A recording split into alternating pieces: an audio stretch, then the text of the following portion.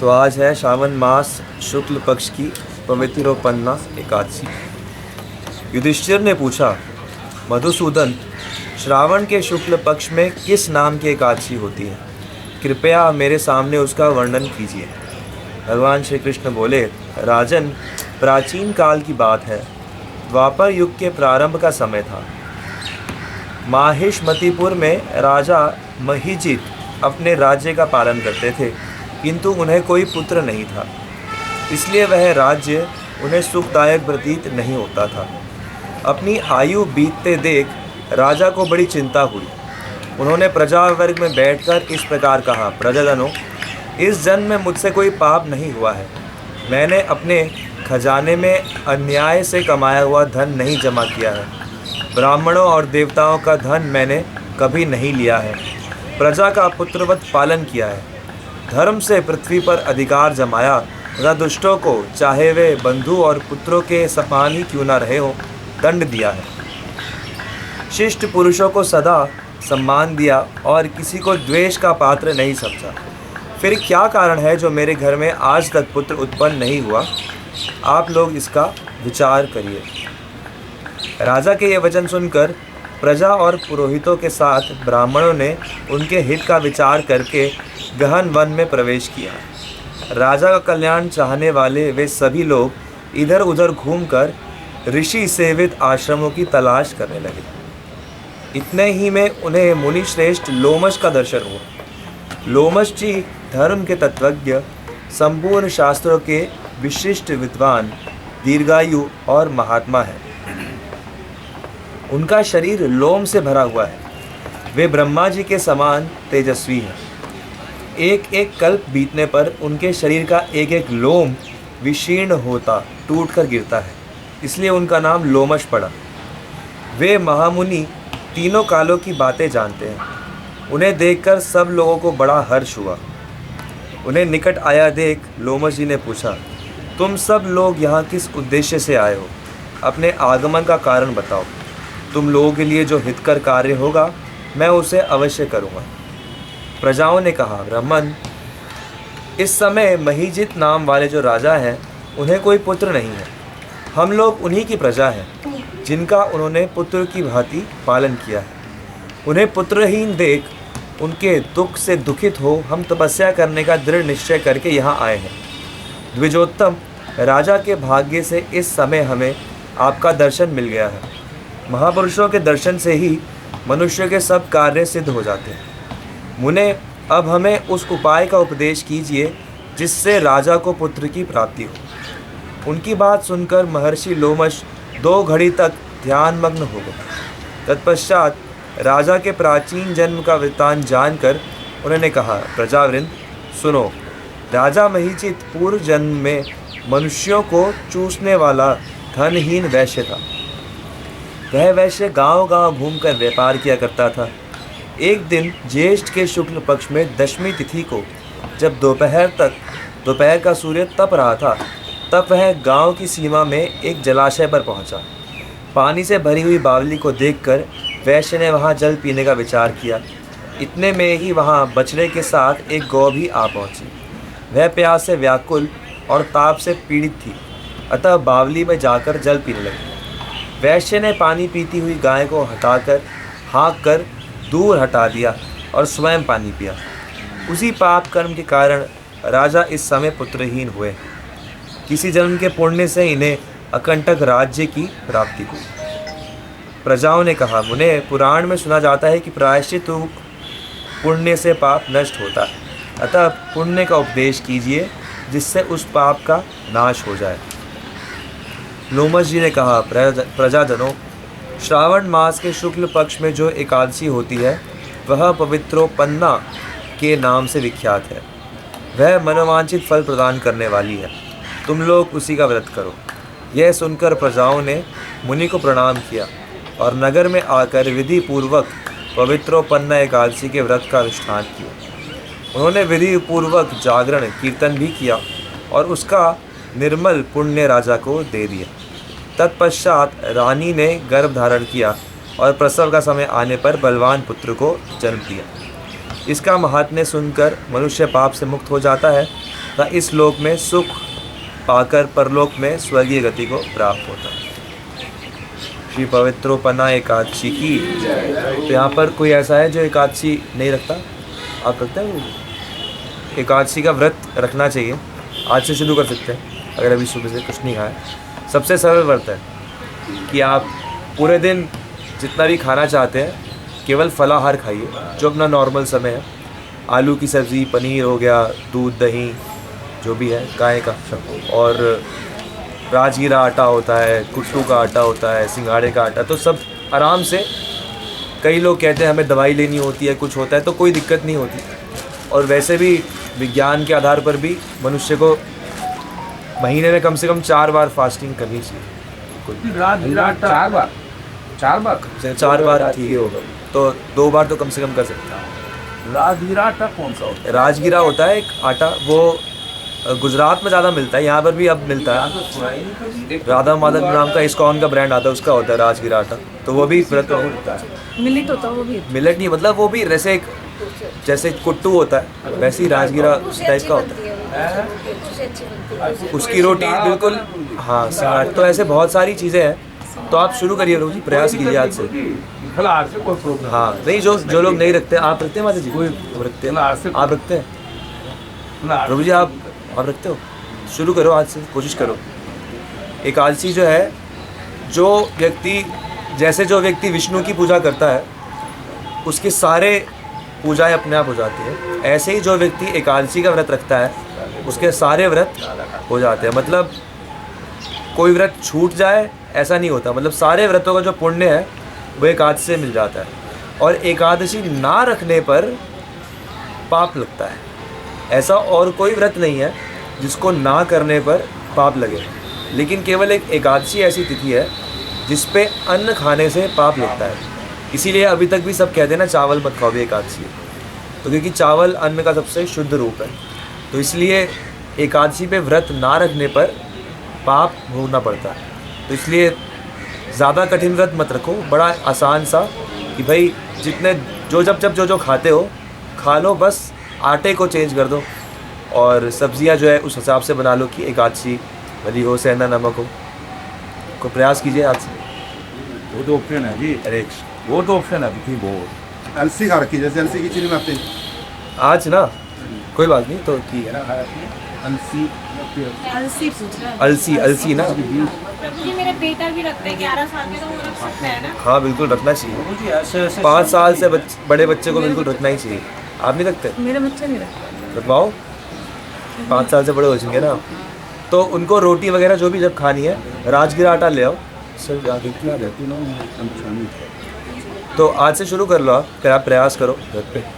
आप रखते हो? आप तो रखते हो? माता जी आलू पनीर की सब्जी बनाओ, साथ में पूरी पूरियाँ खिलाओ बच्चों का, तो सब खुश भी हो जाएगी। फिंगर चिप्स, पटैटो फिंगर्स, रसोई में फिर यही सब करते हैं। पटैटो फिंगर्स सब खाते हैं बच्चे, हो जाता है, हो सकता है। मतलब थोड़ा जितने मर्जी ड्राई फ्रूट्स जो भी खाने हैं, मूंगफलियाँ, बादाम, अखरोट, सब फलाहार प्रयास करो। ऐसे प्रभु जी मैं सबसे बढ़िया मानता हूँ कि सुबह मखाने नहीं, वो सबका अपना अपना हिसाब से हो सकता है। साबूदाना खा सकते हैं? साबूदाना खा सकते हैं, लेकिन वैसे साबूदाना इतना अच्छा नहीं माना जाता। तो अगर बेटर ऑप्शंस हैं तो ले लो, अगर नहीं, बच्चे अगर जिद करें तो उनको खिला दो थोड़ा सा शुरू, पर वैसे साबूदाना इतना अच्छा नहीं होता। इसमें क्या वो है पूरी दोष है? कहते हैं उसको जो बनाने का तरीका है उसमें कुछ Fermentation। जीव हिंसा कुछ यूज़ होती है, तो साबूदाना ओरिजिनल बनाने में हिस्सा। हाँ ऐसा कुछ सुना है कई बार कई जगह पे कि वो बनने का जो उसका तरीका है वो इतना वाइट वाइट सा बनता है, इसलिए कई बार कहते हैं कि अगर अवॉइड कर सको तो कर लो। हमारे चावल दिए वो तो मंदिर में तो वही बनते हैं। वैसे बेस्ट तो ये है कि निर्जला रखी जाए बिना पानी के, लेकिन वो अगर नहीं हो सकता तो जल पे, अगर वो भी नहीं हो सकता तो फिर फ्रूट्स, और फिर उसके बाद तो फिर प्रभुपाद जी ने इसलिए ये सिंपल बना दिया क्योंकि कम से कम मनुष्य को एकादशी के दिन अन्न खाने का पाप ना लगे और थोड़ा सा व्रत रखने का अभ्यास आए। फिर जैसे जैसे जिसकी जितनी क्षमता हो वो उतना कड़ा व्रत रख सके। पर ज़्यादा ज़रूरी ये है, व्रत का ज़्यादा मतलब क्या है, उपवास, यानी कि भगवान के पास बैठना है। तो एकादशी पर व्रत रखने का ज़्यादा मतलब क्या है कि इस दिन आपको ज़्यादा भजन करना है, यानी एकादशी के दिन विशेष रूप से आपको ज़्यादा कीर्तन करना चाहिए, या भगवान का नाम जप थोड़ा सा ज़्यादा करना चाहिए, या कुछ ग्रंथ जैसे भागवत या गीता कुछ जितना डेली करते हैं उससे थोड़ा सा ज़्यादा करना चाहिए। तो इससे मुख्य प्रयोजन ये है, और बाकी तो प्रयोजन गौण है। तो फिर नमक का क्या रोल है? मतलब नमक तो उसमें तो अन्न होता नहीं, कोई भी खा लो वैसे तो। समुद्री नमक जो होता है उसमें हिंसा होती है ना, क्योंकि जब उसको बनाया जाता है तो जब सुखाया जाता है तो उसमें कई सारे प्राणी मछलियाँ या वो भी उसके कारण उनकी हिंसा होती है, तो इसलिए भी समुद्री नमक को, जो सेंधा नमक है, सेंधा नमक पहाड़ से आता है तो उसमें कोई हिंसा really नहीं होती, इसलिए। तो वो तो नमक में कुछ भी मिक्स हो ही जाते होंगे, तो फिर रोल होता हो तो वो कौन? जो समुद्री नमक? हाँ, इसलिए तो समुद्री नमक के लिए मना करते हैं। समुद्री जीव तो उसी के अंदर सूख जाएंगे, हो जाएगा। भारत में समुद्री नमक खाने का प्रावधान अंग्रेज़ों के आने से पहले था ही नहीं, उससे पहले तक सेंधा नमक ही खाया जाता था। तो ये जब अंग्रेज़ आए वो इधर से तो माल भर भर के ले जाते थे, उधर से लाने के लिए कुछ था नहीं, तो नमक भर के ले आते थे कि भाई जहाज़ खाली तो आएगा नहीं, कुछ होना चाहिए, तो उन्होंने बेचने का प्रावधान बनाया। ऐसे तो ये फिर तो ये जो मीठा है, मीठा जैसे मेरे नाना जी के यहाँ खांड के बनाने की मशीन थी, उसमें भी कितनी हिंसा होती थी, उसमें मच्छर मक्खी और इतने मोटे मोटे वे लाल लाल घूमने, वो भी सब मरते थे। वो तो आप आजकल रील्स देखो वो भी कि मरते थे। कॉफ़ी जैसे कई सारे तो जो ब्रांडेड आप पैकेट खरीदते हो, आदत छोड़ देंगे, क्या करेंगे। कई सारे जो हम जो पैकेट हिंसा है, खरीदते हैं तो उसमें जो FDA है, जो अथॉरिटीज़ हैं, वो भी कहते हैं कि अगर 5 से 10% किसी कीड़े का कुछ मिला हुआ है तो कोई दिक्कत नहीं है। जैसे कॉफ़ी में आता है कि कॉफ़ी में अगर कॉकरोच भी मिला हुआ है, ऐसा है। हाँ हाँ, आप तो बच ही नहीं सकते। उसको सर्च करिए, FDA की जो अथॉरिटीज़ हैं उसमें वो कहती हैं कि अगर कॉफ़ी में 5 से 10% कॉकरोच का पाउडर मिला हुआ है, क्योंकि कॉफ़ी बीन्स में कॉकरोच इतने ज़्यादा होते हैं तो पता ही नहीं चलता, अलग ही नहीं होते, तो कहते हैं कोई बात नहीं, 5 से 10% चलता। उससे कोई फर्क नहीं पड़ेगा। इसीलिए बड़ा ही सतर्क रहना चाहिए, और जितना हो सके शुद्धता का। देखो 100% तो कोई नहीं बच सकता, तो सांस लेते हैं, सांस से भी अंदर जाते हैं। इसीलिए 100% कोई नहीं बच सकता, तो इसीलिए भगवान को भोग लगा के ही सब लेते हैं, और जीवन को भगवान के प्रयोजन के लिए जीना है, यानी कि जीवन इसीलिए जीना है यही सोच के कि भाई भक्ति करने के लिए जीवन मिला है, इस शरीर से, इस देहात्म बुद्धि से मुक्त होने के लिए जीवन मिला है, इसलिए हम जी रहे हैं। तो ये सोच के सबसे पहले तो जीना है, और जीवन में बार बार जो पंच यज्ञ है सभी जीवों के लिए, सभी मनुष्यों के लिए, सेवा जो है, सेवा के अनुरूप जब जीवन होगा तो ये साथ साथ में जो कर्म है ये करते रहते हैं। अन्यथा ये, इसीलिए जब आगे 5वें स्कंद में नरकों का वर्णन आएगा तो उसमें वर्णन आता है कि जो व्यक्ति सब अच्छे से रहता है लेकिन अच्छे से रहते हुए भी आध्यात्मिक उन्नति नहीं करता, उसको भी नरक जाना पड़ता। कोई व्यक्ति कहे भैया मैं तो बड़ी ईमानदारी से नौकरी करता हूँ, वेजिटेरियन रहता हूँ और सब अच्छा करता हूँ, लेकिन अगर वो भक्ति या अध्यात्म में उन्नति करने का प्रयास नहीं करता तो उसे नरक जाना पड़ेगा। तो ये भागवतम कहती। तो इसीलिए जब तक प्रयोजन ये नहीं बना, लक्ष्य नहीं बना, तब तक गड़बड़ है। इसलिए लक्ष्य ऐसा बनाएं और जितना अशुद्धता हो सके रखें, बाकी तो भगवान की शरणागत होकर जाना। एक मच्छर बना दिया भगवान ने कि ये जीरा मच्छर, कार्तिक मास आएगा सवेरे सवेरे प्रभात फेरी होगी, उसमें इतना गिरता वो पूछो मत, वो जीरे का छोक लाने की जरूरत नहीं। इसलिए उसका जीरा मच्छर भाई क्या? चावल अन्न का शुद्ध रूप, सबसे शुद्ध रूप अन्न का। जैसे जब भी कोई यज्ञ होता है तो उसमें चावल या फिर जौ का प्रयोग होता है, क्योंकि वो सबसे शुद्ध अन्न माने जाते हैं। फिर बाकी जैसे जो अन्न होते हैं उनमें थोड़े थोड़े गुण अन्न के थोड़े थोड़े कम होते रहते हैं। इसीलिए यज्ञ में कई बार देखा जाता है जौ का जब आहुति देते हैं तो जौ या फिर चावल ज़रूर रखे जाते हैं, तो वो शुद्ध रूप है। बाकी फिर गेहूँ और ऐसे आते आते उनमें थोड़ी सी अन्न की गुणवत्ता थोड़ी कम होती रहती है। इसलिए चावल आता है, तो ये ऐसी संस्थाएं हैं अपने यहाँ, आते हैं उनको भी कहते हैं कि एटलीस्ट चावल। हाँ,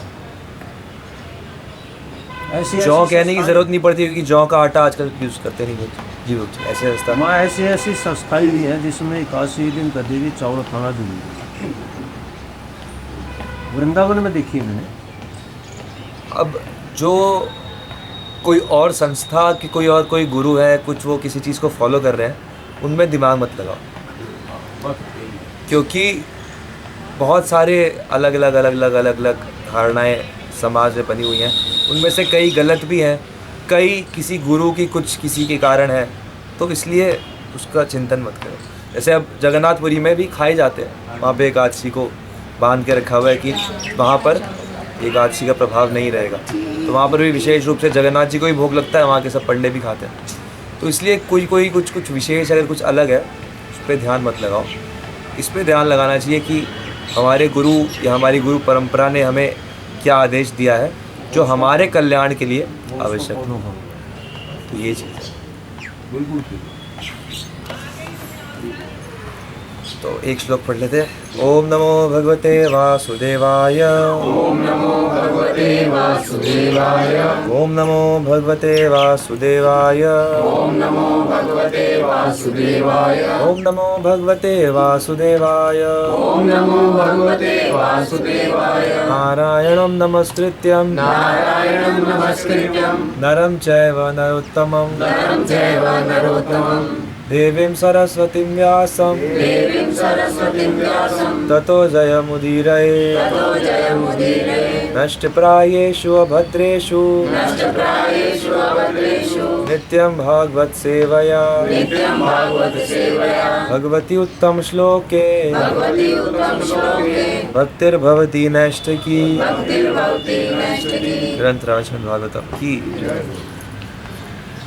तो श्लोक संख्या 32, स्कंद 4 अध्याय 6। सह वह वट वृक्ष योजन शत 100 योजन यानी कि 800 मील। उत्सेध ऊंचाई। पाद ऊन 1/4 कम यानी कि 600 मील। विटप शाखाओं से। आयतः फैला हुआ। पर्यक चारों ओर। कृत बना हुआ। अचल स्थिर। छायः छाया। निर्नीडः बिना घोंसले का। तापवर्जितः गर्मी से रहित। सयोजन शतोत्सेधः पादोन्विटपायतः पर्यकृताचलच्छायो निर्नीडस्तापवर्जितः। वह वटवृक्ष 800 मील ऊंचा था और उसकी शाखाएं चारों ओर 600 मील तक फैली थी। उसकी मनोहर छाया से सतत शीतलता छाई थी, तो भी पक्षियों की गूंज सुनाई नहीं पड़ रही थी।